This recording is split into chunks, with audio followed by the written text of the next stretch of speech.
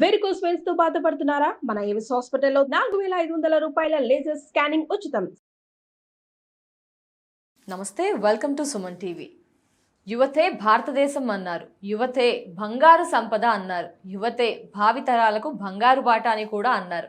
మరి ఈ యువతపై living relationship ఎంతవరకు ఇంపాక్ట్ ఉంటుంది? అసలు ఈ లివింగ్ రిలేషన్షిప్ వల్ల ఏంటి, సమాజంపై ఏమైనా చెడు ప్రభావం ఎక్కువగా ఉంటుందా? అండ్ లివింగ్ రిలేషన్షిప్ హాస్టల్స్ కూడా వచ్చేసాయి. ఏంటి అసలు ఎటు వెళ్తోంది సమాజం? ఈ వివరాలన్నీ కూడా తెలియజేయడానికి ప్రస్తుతం మనతో పాటు ఉన్నారు కవి, రచయిత, ప్రముఖ సామాజిక విశ్లేషకులు కంచర్ల విజయ్ భాస్కర్ గారు. వారితో మాట్లాడదాం. సార్ నమస్తే. సార్ నమస్కారం. మీరే అన్నారు సార్ మాటల్లో, యువతే భారతదేశం సంపద, భావితరాలకు బంగారు బాట అని మాట్లాడుకున్నాం కదా సార్ మనము. మరి అలాంటి యువతపై ఈ లివింగ్ రిలేషన్షిప్ ఎంతవరకు ఇంపాక్ట్ ఉంటుంది అంటారు? కోర్టు కూడా ఇచ్చేసిన తీర్పు ఓకే అని. మరి ఆ ఇంపాక్ట్ ఎక్కువగా ఏమి ఉండదా సార్? అంటే మనకి ఇప్పుడు అవస్థలు ఉన్నాయి, బాల్యావస్థని, యవనావస్థని, ఇట్లా వ్యవస్థలు ఉన్నాయి కదా. ఈ యవన ప్రాంగణంలోకి అడుగు పెట్టినప్పుడు నూనెగు మీసాల నూతన వయసులో పురుషులు కానీ అట్లాగే స్త్రీలు ఈ కామవాంఛలు సహజం. అది సృష్టి కార్యక్రమం, ప్రకృతి ధర్మం అది. అయితే మనం మనుషులు, జంతువులు వాటికి విచక్షణ జ్ఞానం తక్కువ. పక్షులకి, జంతువులకి, ఇతర క్రిమికీటకాలకి అవి విచ్చలవిడిగా పాల్గొంటాయి. కానీ మనకు కుటుంబ వ్యవస్థ ఉంది, కుటుంబ వ్యవస్థ. ఈ వ్యవస్థ పటిష్టమైందని పాశ్చాత్యులు భారతీయ కుటుంబ వ్యవస్థను గురించి ఎక్కువగా కీర్తిస్తూ మన సంస్కృతి పట్ల ఎంతోమంది ఆకర్షితులు అవుతున్నారు.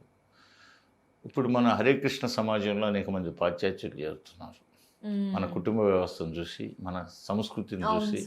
అదేవిధంగా పుట్టపర్తి సాయిబాబా ఉన్నప్పుడు అనేక మంది పాశ్చాత్యులు అనేక దేశాల్లో ఆయన ఆశ్రమాలు ఉన్నప్పుడు, అదేవిధంగా గణపతి సచ్చిదానంద స్వామి, ఇదే విధంగా ఎంతోమంది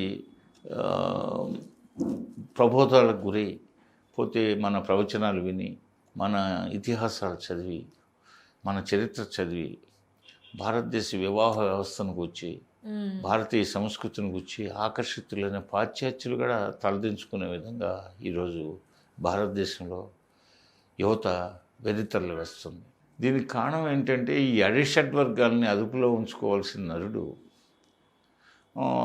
అరిషడ్ వర్గాలు ఇటీవల, అంటే ఇది శృంగారం అనేది మన కల్చర్లో భాగమైన, అది కుటుంబ వ్యవస్థకు సంబంధించింది.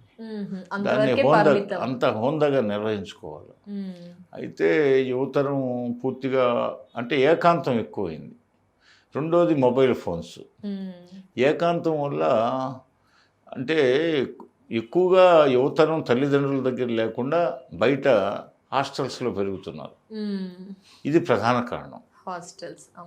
నంబర్ 2 అంటే ఈ హాస్టల్స్లో 2, 3, 4, 6 ఒక రూమ్లో ఉంటారు.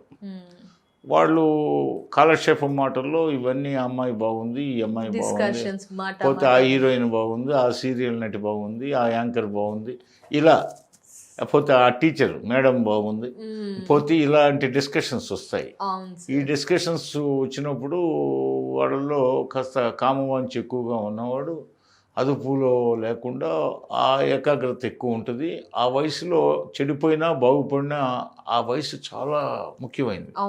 ఎక్కువగా 7th 8th దాటినప్పటి నుంచి డిగ్రీ పూర్తయ్యే వరకు మాత్రం ఏ విద్యార్థి అయితే జాగ్రత్తగా ఉంటాడో అతన్ని పెద్దగా వ్యసనాలు ఆశ్రయించకపోవచ్చు.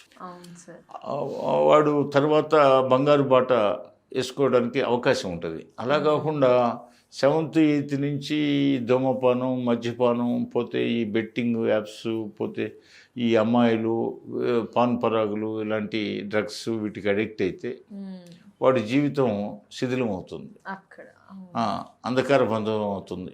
వాడి కుటుంబం, వాడి మీద పెంచుకున్న ఆశలన్నీ కుప్పకూలిపోతాయి, వాడు కడుపు కోత మిగిలిస్తాడు. కాబట్టి ఈ పరిస్థితుల్లో ఈ కామవాంఛతో ఈ లివింగ్ రిలేషన్షిప్, ఇప్పుడు అమ్మాయిలు, పాత రోజుల్లో అమ్మాయిలకు చదువులు ఉండేవి కాదు. అంటే సీత గీత దాడితేనే ప్రశ్నార్థకం ఉండేది. ఇప్పుడు జనాభాలో సగభాగంగా ఉన్న మహిళలు, వీళ్ళకి రాజా రామ్మోహన్ రాయ్, వీరేశలింగం, ఈశ్వర్చంద్ర విద్యాసాగర్, స్వామి వివేకానంద, జ్యోతిబా పూలే, సుబ్రహ్మణ్య భారతి ఇలాంటి వాళ్ళ ప్రభావాలతో స్త్రీ జాతిలో చైతన్యం వచ్చింది. ఆధునిక కాలంలో ఇందిరాగాంధీ ప్రధానమంత్రి కావడం, అదేవిధంగా ఎన్టీ రామారావు ముఖ్యంగా మహిళలకి సమాన హక్కు అనడం, మహిళలకు ప్రత్యేకంగా మహిళా విశ్వవిద్యాలయమే స్థాపించడం, అదేవిధంగా ప్రైవేట్ రంగంలో అప్పట్లో కార్వే మహాశయుడు కూడా మహిళలకు విశ్వవిద్యాలయం పూనాలో స్థాపించాడు. ఎన్టీ రామారావు ప్రభుత్వ పరంగా మహిళలకి మహిళా విశ్వవిద్యాలయం స్థాపించాడు. అదేవిధంగా మహిళలకి ఉద్యోగాల్లో విద్యలో రిజర్వేషన్లు ఎన్టీ రామారావు ప్రవేశపెట్టాడు. ఆస్తిలో సమాన హక్కు కల్పిస్తూ చట్టం చేశాడు. మహిళలు వంటింటి కుందేళ్ళు కాదు, పిల్లనగానే యంత్రాలు కాదు, పురుషుడి ఆటబొమ్మ కాదని చెప్పి వాళ్ళ కాళ్ళ మీద వాళ్ళు నిలబెట్టడానికి పాలిటెక్నిక్స్ కూడా ఏర్పాటు చేశాడు. పోతే ఇన్ని రకాలుగా ఆధునిక కాలంలో ఎన్టీ రామారావు లాంటి వాళ్ళు కూడా చేయడంతో, అదేవిధంగా ఇంకా మనకు వచ్చిన ముఖ్యమంత్రుల్లో ముఖ్యంగా చంద్రబాబు నాయుడు లాంటి వాళ్ళు డ్వాక్రా మహిళల్ని ఎక్కువగా ఎంకరేజ్ చేసి ఎప్పుడో బంగ్లాదేశ్లో మహిళలు సాధికారత సాధించి ఆ పొదుపు సంఘాలుగా ఏర్పడి బంగ్లాదేశ్లో సూపర్ హిట్ అయింది ఆ పథకం. దాన్ని ఆ స్ఫూర్తితో ఇక్కడ చంద్రబాబు నాయుడు ప్రభుత్వం కూడా ఆ రోజుల్లో ఉమ్మడి రాష్ట్రంలో డ్వాక్రా మహిళలను ప్రోత్సహించడం, ఇప్పటికీ నవ్యాంధ్రలో ప్రోత్సహించడం, ఈ అన్నిటితో స్త్రీలలో చైతన్యం బాగా పెరిగింది. ఆ స్త్రీ విద్య పెరిగింది. స్త్రీలు ఎక్కడో ఆ రోజుల్లో అప్పట్లో తాలూకాలు ఉండే. ఎన్టీ రామారావు గారు వచ్చిన తర్వాత 84 నుంచి మండల వ్యవస్థ వచ్చింది. అప్పుడు పాత 84కు ముందు తాలూకాకి 5-6 మండలాలు ఉండే. అంటే ఇప్పుడు 5-6 మండలాలు, అప్పుడు ఒక తాలూకా. అప్పట్లో తాలూకాకి ఒకరిద్దరు ఆడవాళ్లే హై స్కూల్ గడప దాటేవాళ్ళు. హై స్కూల్ లెవెల్లో ఏదో పెద్దింటి స్త్రీలు మాత్రమే హై స్కూల్ లెవెల్. ఆ పెద్దింటి స్త్రీల్లో కూడా ఒకరిద్దరు మాత్రమే డిగ్రీలు, వాళ్ళలో ఒకరారా మాత్రమే పోస్ట్ గ్రాడ్యుయేషన్ చేసే పరిస్థితి ఉన్నది. వాళ్ళకి యుక్త వయసులో వెంటనే పెళ్ళిళ్ళు చేసేవాళ్ళు. వాళ్ళు ఏదో కుటుంబ స్టేటస్ కోసం చదివించేవాళ్ళు. ఇప్పుడు అలా కాదు. చదువుకోవడం అంటే ఉద్యోగం. స్టేటస్ కోసం చదివేవాళ్ళు తక్కువ, పాండిత్యం కోసం చదివేవాళ్ళు తక్కువ, జ్ఞాన సంపాదన కోసం చదివేవాళ్ళు తక్కువ. చదువుకోవడం, ఉద్యోగం ప్రభుత్వాలు మాకు కల్పించాలనేది ఒక హక్కుగా ఫీల్ అవుతున్నాను నేటి రోజుల్లో. పోతే మొత్తం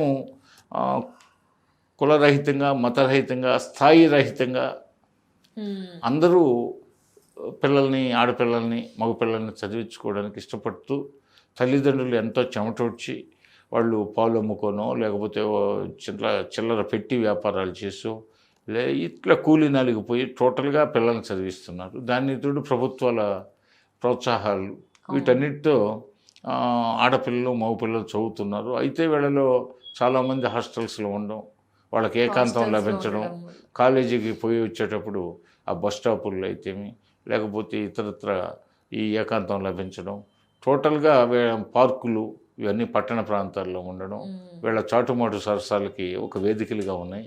అదేవిధంగా సినిమా హాళ్ళు కూడా ఉంటాయి ఇక్కడ. అదేవిధంగా షికారు పోవడానికి రెస్టారెంట్లు ఇవన్నీ ఉంటాయి, లాడ్జీలు ఉంటాయి. అందువల్ల పూర్తిగా అదేవిధంగా హాస్టల్స్ ఏర్పడాయి, లివింగ్ హాస్టల్స్. మరి ఇవి అదేవిధంగా కోర్టు, సుప్రీంకోర్టు కూడా ఒక రకమైన వీళ్ళు అత్యాచారాలకు, స్త్రీల మీద అత్యాచారాలకు పాల్పడకుండా ఉండాలనే ఉద్దేశము, లేకపోతే ఆ కామవాంఛతో వీళ్ళంతా టైం వేస్ట్ చేసుకుంటూ అమ్మాయిల చుట్టూ తిరిగే బదులు, వాళ్ళు ప్లాన్లు వేసుకునే బదులు వీళ్ళు ప్రణాళికలు రూపొందించుకోవడానికి సమయం వృధా కావడం, అమ్మాయిలు వెంటబడడానికి సమయం వృధా కావడం, ఇవన్నీ ఎందుకులే అని చెప్పేసి సుప్రీంకోర్టు కూడా ఈ లివింగ్ ఇదిలో తప్పేం లేదని చెప్పేసి ఆ మధ్య తీర్పు ఇవ్వడం జరిగింది. అదే కారణమై ఉండొచ్చు. పాత రోజుల్లో దేవాలయాల మీద ఈ బొమ్మలు ఉండే, శృంగారానికి సంబంధించి దేవాలయాల మీద బూతు బొమ్మలు అనే పుస్తకాన్ని కూడా తాఫీ ధర్మారావు లాంటి గొప్ప రచయిత పాత రోజుల్లో మనకు తెలుగులో రాసి ఉన్నాడు. అంటే సెక్స్ ఎడ్యుకేషన్కి ఉపయోగపడతాయి. అంటే ప్రతి జీవికి కామోద్రేకం ఉంటుంది. దాన్ని మనం మానవులం కాబట్టి అదుభాగ్యంలో ఉంచుకునేవాళ్ళు. గతంలో చాటుమాటు సరసాలు కూడా తక్కువ ఉండే, అయినా పొలాల్లో పోయినప్పుడు ఆ పొలాల్లోనో వరిగడ్డి ఓవల దగ్గర కూడా కొంత సెక్స్ జరిగేది. కాకపోతే ఇప్పుడు తరానికి ఏంటంటే ఆధునిక పోకడలో విద్య పేరుతో, ఉద్యోగాల పేరుతో, ఉపాధి పేరుతో, కోచింగ్ సెంటర్ల పేరుతో వాళ్ళు కలుసుకోవడానికి ఏకాంతంగా పిల్లలు ఏం చేస్తున్నారో తెలియని పరిస్థితి. ఎందుకని? ఇదంతా తల్లిదండ్రుల దగ్గర లేకపోవడంతో. పిల్లల్ని తల్లిదండ్రుల దగ్గర ఉంచుకొని పెంచితేనే ఈ అనర్థాలకు చెక్ పెట్టాలంటే తల్లిదండ్రుల పర్యవేక్షణలోనే పిల్లలు ఉండాలి. ఖచ్చితంగా సార్, అలా అయితేనే వారి భవిష్యత్తు కూడా బాగుంటుందని మనం ఆశిద్దాం sir. Definitely sir. Thank you so much sir. నమస్కారం. నమస్తే.